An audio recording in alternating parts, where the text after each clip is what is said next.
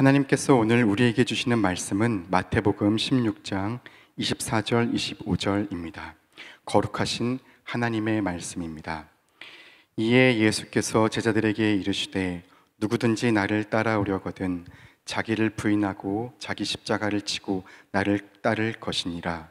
누구든지 제 목숨을 구원하고자 하면 잃을 것이요 누구든지 나를 위하여 제 목숨을 잃으면 찾으리라. 아멘. 먼저인 것과 나중인 것을 가려내는 것이 지혜입니다. 먼저와 나중, 으뜸과 따름, 진정 중요한 본질과 아닌 것을 가려내는 것, 지혜입니다. 생일은 자신이 태어난 날이라고 하지요. 생일은 내가 태어난 날인가요? 어머니께서 나를 낳아주신 날인가요? 어떤 것이 먼저일까요? 어머니께서 나를 낳았기 때문에 내가 태어난 것입니다. 거꾸로는 아닙니다. 내가 태어났기 때문에 비로소 어머니가 나를 낳으셨던 것은 아닙니다. 먼저가 있습니다. 으뜸되는 것이 있습니다. 홍천의 한 목회자가 밤에 달을 보면서 오늘 달이 참 밝습니다 했습니다. 그랬더니 곁에 선생님이 아니지요. 달이 밝은 게 아니라 하늘이 맑은 겁니다. 달이 밝다는 것은 실은 하늘이 맑다는 것입니다. 하늘이 맑으니까 오늘 달이 밝게 보이는 것입니다. 먼지가 잔뜩 끼면 밝은 달은 없습니다. 달을 밝게 보이게 하는 맑은 하늘이 먼저입니다. 하늘이 먼저고 달이 나중입니다. 달이 있기 때문에 하늘이 있는 것이 아니라 하늘이 있기 때문에 비로소 달이 창조되었듯이 그렇습니다. 먼저 되는 것, 진정 중요한 것이 있습니다.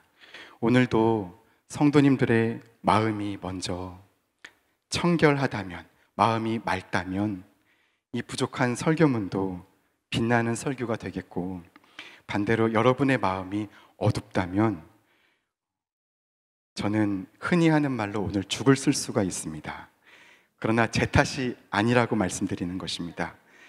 생각해 보세요. 예수님께서 얼마나 귀한 말씀을 전하셨습니까? 그러나 당시 거의 대부분 사람들이 예수의 말씀을 받아들이지 않고 무시하고 배척했습니다. 신앙에 있어서도, 아니 인생 전체에 있어서도 으뜸되는 것, 먼저인 것, 정말 중요한 것이 있습니다. 이것을 놓치면 온 천하를 얻고도 무엇이 유익하겠느냐 주님께서 반문하셨습니다. 저는 오늘 본문에서 세 가지를 읽고자 합니다. 나를 따를 것이니라, 자기 부인과 자기 죽음, 세 가지입니다. 예수님께서 제자들에게 처음 하신 말씀이 나를 따르라 였습니다. 요한복음 보니까 마지막까지 하신 말씀이 나를 따르라. 나를 따르란 말은 안 따르니까 하시는 말씀입니다. 잘 따르는데 나를 따라와라 말씀하진 않습니다. 주님을 잘 따르고 계십니까? 주께서 나는 종되러 왔다. 종됨 자체가 주의 목적입니다. 너희는 모든 사람의 종이 되어야 하리라 말씀하셨습니다. 종 되고 계십니까? 아니면 좋은 자리, 높은 자리 원하십니까? 돈을 사랑함이 만악의 뿌리다 말씀하셨습니다. 돈, 보화를 하늘에 쌓으라. 그런데 돈을 통장에 더 쌓으려고 하진 않으십니까? 말씀이, 예수님의 말씀이 내 삶의 실제화되어 계십니까? 많이 따르지 않는 길입니다. 날 따르라, 날 따를 것이니라, 이 말씀으론 저에겐 이렇게 말씀하셨습니다. 지연민, 너가 뭘 아느냐? 한치 앞도 내다보지 못하면서 대체 뭘 안다고 내 앞에 앞서가느냐? 너의 자리는 내 앞이 아니라 내 뒤다. 정말 제 인생을 되돌아보면 제가 다 했습니다. 말로는 주님, 주님, 주인님이라고 불렀지만 제가 다 알아서 대부분 처리했습니다. 제가 주인입니다. 주님이 내 앞에 가시고 내가 그 뒤를 따라야 하는데, 이 나를 따를 것이니라는 우리의 위치를 명확히 밝혀주고 있습니다.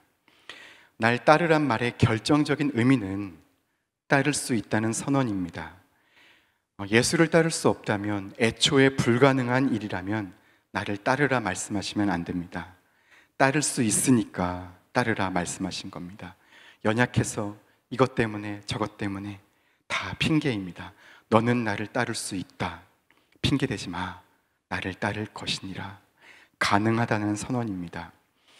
끝으로 날 따르란 말은 어디론가 가는 자만이 할 수 있는 말입니다. 가만히 있는 자는 할 수 없는 말입니다. 예수께서 가시는 곳을 우리도 가고 있다는 말입니다. 같은 목적지로 가고 있습니다.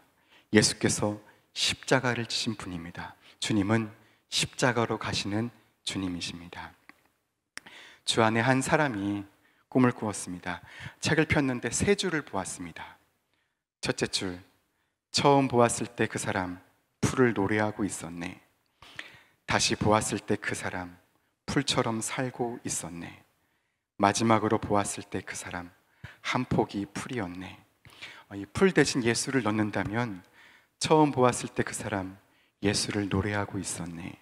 다시 보았을 때 그 사람 예수처럼 살고 있었네. 마지막으로 보았을 때 그 사람 한 작은 예수였네. 이것은 신앙의 세 단계입니다. 마지막 단계는 바울 같은 사람이 말합니다. 내가 사는 것이 아니다. 내 안에 예수께서 사신다. 내게 사는 것이 그리스도니 죽는 것도 유익합니다. 첫 단계 예수를 노래하는 것, 예수님을 찬양하는 것은 어렵지 않습니다. 그러나 예수님처럼 사는 것은 결코 만만한 일이 아닙니다. 마태복음 앞에 5장에서 예수께서 마음이 가난한 자는 복이 있다 하셨습니다. 주께서 마음이 가난한 자는 복이 있다 말씀하셨다는 것은 당신 자신이 마음이 가난한 자라는 말씀입니다. 당신 자신이 안 그런데 그런 말씀할 자격이 되겠습니까? 그러므로 예수께서는 마음이 가난한 분이라고밖에 볼 수가 없습니다. 그렇다면 마음이 가난한 자는 어떤 자일까요? 마음에 하나밖에 없는 자를 생각해 보세요. 주님 마음에 하나밖에 없는 것이 있다면 그것이 무엇일까요? 주님 마음에 하나밖에 없는 것. 사랑밖에 없어요. 그러니까 어떤 사람이 오든지 주님이 내어줄 수 있는 건 사랑밖에 없었어요. 어떤 사람이 내 마음에 드냐 안 드냐는 전혀 문제가 안 돼요. 벌써 어떤 사람이 내 마음에 안 들어, 이건 이미 사랑이 아닙니다. 사랑은 상대를 가릴 수가 없습니다. 조건이 없습니다. 참 사랑은 그렇습니다. 그런 사랑 하실 수 있겠습니까? 할 수 있습니다. 할 수 없다면 나를 따르라 이렇게 말씀하시면 안 됩니다. 마음이 가난한 자는 복이 있으니 천국이 그의 것이다. 그 뒤에 무슨 말이 있는 건가요? 너도 마음이 가난한 자가 될 수 있고 그러므로 천국이 너의 것이 될 수 있다. 그 말이 숨어 있습니다. 우리도 오직 사랑 하나만으로 살 수 있습니다. 원수까지도 사랑할 수 있습니다. 나를 괴롭히는 사람, 나를 아프게 하는 사람, 그 사람을 미워한다면 제 1차 피해자는 누구일까요? 미워하는 그 마음 가지고 살면 누가 먼저 괴로울까요? 자신이 먼저 괴롭습니다. 자기 안에 천국을 먼저 잃습니다. 눈에 보이는 형제를 사랑하지 않고 하나님을 사랑한다는 말 다 거짓말이다 하셨습니다. 미워하거나 험담을 하면 그 말이 누구의 귀에 제일 먼저 들릴까요? 누구의 가슴을 울릴까요? 제일 먼저 누구의 마음판을 뚫고 그 말이 통과하며 나올까요? 그 부정적인 말이, 그 영향력이 누구에게 먼저 끼칠까요? 자신입니다. 그런데 자신만 괴로운 게 아닙니다. 자신이 괴로우니까 옆 사람도 괴롭습니다. 어쩔 수가 없습니다. 원리가 그렇습니다. 내가 평화로운 사람은 옆 사람도 평화를 느낍니다. 내가 평화가 된 사람은 옆 사람 괴롭히지 않습니다. 내가 괴로우니까 옆 사람 괴롭히는 것입니다. 힘들게 하는 것입니다. 온 세상이 그래서 괴롭고 고통하고 싸우고 있는 것입니다. 그 모든 현상의 근본 뿌리는 사실 인간 마음에 기인하고 있습니다. 예수를 따르고 계십니까? 아니면 사랑하며 사시고 계십니까? 따를 수 있습니다. 자기를 부인한다는 것은 자기 뜻, 자기가 원하는 것을 부인하는 것 맞습니다. 그런데 자기 부인은, 자기 부정은 이런 부분도 있습니다. 주님께서 여러 번 말씀하셨습니다. 나는 스스로 아무것도 할 수 없다. 스스로 하는 것이 아무것도 없다. 스스로 말하는 것도 없다 하셨습니다. 모세도 보십시오. 젊은 시절 민족을 위해서 싸우려 했지만 하나님이 호렙에서 그를 부르실 때 그는 자기 꿈 다 없고 가시떨기같이 되어서 광야에서 양치면서 양치다가 인생을 마치자 그럴 즈음에 하나님이 이제 너는 애굽으로 가라. 내 백성 이스라엘 민족을 인도하여 내라 하십니다. 저는 못 갑니다. 저는 할 수 있는 것이 아무것도 없습니다. 저는 그런 사람 아닙니다. 저 말고 다른 사람을 보내십시오. 저는 무능력하고 말도 못합니다. 저는 그런 지도자가 아닙니다. 젊은 날엔 제가 그런 사람인 줄 알았습니다. 알고 보니 아니었습니다. 그럴 때 하나님이 그래, 이제 내가 너를 보낸다 하시는 겁니다. 앞에 홍해가 막고 있고 뒤에 애국 군대가 따라옵니다. 그때 모세가 무엇을 했습니까? 아무것도 없습니다. 고작 한다는 게 무릎 꿇고 하나님 어떻게 할까요? 그렇게 무능합니다. 주를 따를 수 있는 자는 첫째 무능력해야 합니다. 아무것도 할 수 없는 자, 자신이 할 수 있는 게 아무것도 없다는 것을 절실히 자각한 자, 주만 쳐다볼 수밖에 없는 그런 연약한 자, 인간의 나라를 실행하지 않는 자, 나를 통치하지 않는 자기가 주인이 아닌 자, 그가 주를 따를 수 있습니다. 인간의 자기가 부정된 존재입니다. 요즘 자존감이 떨어졌다고 그렇게 말씀하시는 분들이 많습니다. 자존감이 무너졌대요. 어떻게 하면 좋네요. 자존감이란 게 어떻게 떨어질까? 이게 어떤 사람이 날 무시할 때 떨어집니다. 대부분 사람들이 누가 자신을 무시하는 걸 참지 못합니다. 정말 화나는 건 너가 나를 무시해? 이걸 못 견딥니다. 날 그렇게 대해? 그런데 다시 한번 생각해 보세요. 내가 왜 그 사람의 인정을 받아야 합니까? 내가 왜 그의 인정을 받아야 합니까? 그가 무시하는 것이 나와 무슨 상관입니까? 너는 나를 무시하려면 해라. 그건 너니까 좋다. 그런데 나는 너에게 무시당하지 않는다. 왜? 난 내가 누군지 잘 안다. 나라고 하는 존재는 너에게 무시당하는 그럴 수 있는 존재가 아니다. 먹구름이 하늘에 잔뜩 끼어도 하늘 자체를 물들이진 못한다. 난 하늘이다. 난 하나님의 딸이야. 난 하나님의 아들이다. 나는 무시될 수 있는 존재가 아니야. 내가 하나님의 아들이야. 이 한 사실만으로도, 이 진리만으로도 자유할 수 있습니다. 세상의 성공 기준? 아니요. 누가 나한테 무시해서 욕해서 자존감이 떨어졌다는 것은 그 사람이 시키는 대로 하는 겁니다. 그러면 안 되죠. 인간의 시각을 믿지 않고 자기의 시각도, 내 눈도 감고, 그것 자기 부인입니다. 자기 뜻, 자기 능력, 자기 시각, 그 모든 사람의 인의를 부정하는 것입니다. 누구든지 나를 따라오려거든 자신을 부인하고 자기 십자가를 지고, 하나님이 우리 각자에게 주신 몫의 십자가가 있습니다. 자기 십자가를 지고 나를 따를 것이니라. 제 목숨을 구원하고자 하면 잃을 것이요, 누구든지 나를 위해 제 목숨을 잃으면 찾으리라. 자기 생명을 사랑하면 잃을 것이요, 자기 생명을 미워하면 영생토록 살리라. 자기 죽음이라는 것으로만 주를 따를 수가 있습니다. 한 알의 밀이 땅에 떨어져 죽지 않을 수 있습니다. 한 알 그대로 있을 수 있습니다. 그렇게 자기를 지킬 수 있습니다. 소금도 녹지 않을 수 있습니다. 그렇게 자신을 지킬 수 있습니다. 소금이 자기 형상을 녹여서 자기 죽음으로 타자를 썩지 않게 할 수 있습니다. 한 알의 밀알이 땅에 떨어져 죽으면 많은 열매를 맺는다 하셨습니다. 예수님께서 우리를 사랑한 가장 마지막 모습은 자기 죽음이었습니다. 죽음으로 형상화되지만 실은 사랑입니다. 자기 죽음으로 실현된 사랑입니다. 나를 죽여 타자를 살리는 길, 그 길로 따라오라 하시는 겁니다.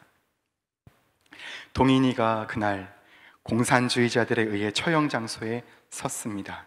동인이가 기독교 학생회장이었지 않습니까? 공산주의자들이라고 해야 자기 고등학교 같이 다니는 친구들입니다.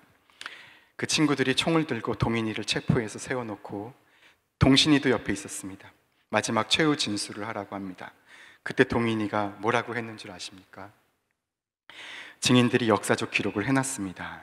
동인이가 나 노래 하나 하게 해줘라 허락했습니다. 그때 하늘 가는 밝은 길이 내 앞에 있으니 슬픈 일을 많이 보고 늘 고생하여도, 그 노래를 3절까지 불렀습니다. 그리고 하나님, 친구들 죄 주지 마세요 기도할 때 총 맞았습니다. 친구를 위해 목숨을 버리면 그건 사랑입니다. 자기 아들 동인이 동신이를 죽인 원수 안재선을 이제 아버지가 찾아가서 탄원서를 제출하고 감옥에서 끌어다 옵니다. 재선을 양자 삼고 집회 때마다 데려다니면서 맨 앞에 앉힙니다. 아들을 사랑으로 양육합니다. 자기 아들들을 죽인 원수를, 아들들이 자기 죽음으로 그 원수를 사랑했습니다. 그거 손양원이 들었습니다. 내 아들이 널 사랑했다. 이젠 너가 내 아들이다. 이런 사랑은 인간의 인위, 인간의 능력, 인간의 지혜, 경험, 뜻이 아닙니다. 하나님이 하시는 것입니다. 인간의 그 모든 자기가 부정된 자를 통해 하나님이 사랑하시는 것입니다. 인간은 사랑의 주인, 사랑의 주체가 아닙니다. 사랑은 인간보다 훨씬 큽니다. 하나님이 우리를 통해 사랑하시는 겁니다. 사도 요한은 사랑과 자기 죽음을 늘 함께 언급합니다. 자기 죽음 없이는 사랑의 세계, 사랑의 사회를 이룰 수 없다는 것을 잘 알고 있기 때문입니다. 자기 생명을 사랑하면 잃을 것이요 자기 생명을 미워하면 영생하도록 보존하리라.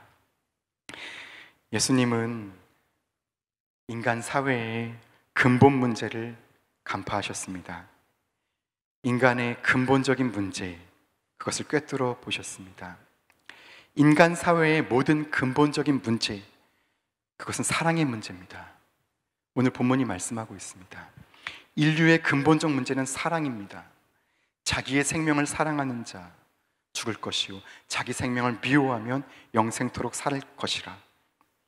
이 자기 생존의 욕구, 자기 중심성, 자기에게로 굽어진 이 성향, 이 자기 사랑이 원죄입니다. 예수님은 그 인간 본질에 접근하시면서 말씀하십니다. 인간 사회는 예수님 당시나 지금이나 자기의 기득권, 자기의 삶의 토대, 자기 욕구의 확장, 자기 사랑으로 가득 얽히고 얽혀 있습니다. 그런 우리에게 예수께서 말씀하십니다. 자기 생명을 사랑하면 잃을 것이요 자기 생명을 미워하면 영생토록 보존할 것이다. 인간의 그 자기 중심성, 자기 사랑의 DNA를 새롭게 하겠다. 예수님 말씀하시죠. 너희는 거듭나야 할 것이다. 다시 태어나야 할 것이다. 자기를 사랑하던 인간에서 타자를 사랑하는 인간으로, 이웃을 내 몸과 같이 사랑하는 인간으로 나를 따르라. 자기 죽음으로 나를 따르라. 내 옆에 사람을 사랑하지 않으면서 하나님을 사랑한다는 말 다 거짓말이라 하셨습니다. 내가 새 계명을 너희에게 주노니 내가 너희를 사랑한 것 같이 너희도 서로 사랑해라. 자기 죽음으로 사랑해라. 자기 죽음을 향하여 살아라. 자기 죽음의 정신으로 살아라. 이 예수의 길 말고 우리에게 오늘 우리 한국교회 현실 속에서, 아니 이 역사 속에서 다른 대안이 있을까요? 우리가 성찬을 매월 합니다. 내가 예수의 몸, 빵을 먹지만 빵을 먹는 게 아닙니다. 예수의 자기 죽음을 먹는 것입니다. 나를 향한 예수의 자기 죽음, 예수의 사랑을 먹는 것입니다. 그는 죽으셨고 우리를 살리셨습니다. 나를 살리셨습니다. 사랑은 그렇게 하는 것입니다. 내가 어떻게 죽으면 형제가 잘 될까? 저 사람이 잘 될까? 내가 잘 되는 것보다 내 형제가 잘 되면 너무 기뻐. 내 십자가가 내 형제에게 있어. 그가 잘 됐으면 좋겠어. 야, 다행이다. 난 항상 안 풀리는데 너가 잘 풀려서 다행이야. 너가 잘 돼서 너무 기뻐. 너에게 나의 십자가가 있어. 난 너의 종이야. 서로 사랑하는 세계, 그런 세계를 만들려고 예수님 길을 내셨습니다. 내가 어떻게 죽어주면 교회가 잘 될까? 한국교회가 살까? 내가 어떻게 죽으면 우리 공동체가, 우리 부서가 살까? 우리 친구들이 살까? 저 고아들이, 아이들이 살 수 있을까? 무엇을 하든지 어디를 가든지 자기 죽음을 향해 가는 것입니다. 그렇게 예수님을 따르는 여러분 모두가 되시기를 기도합니다.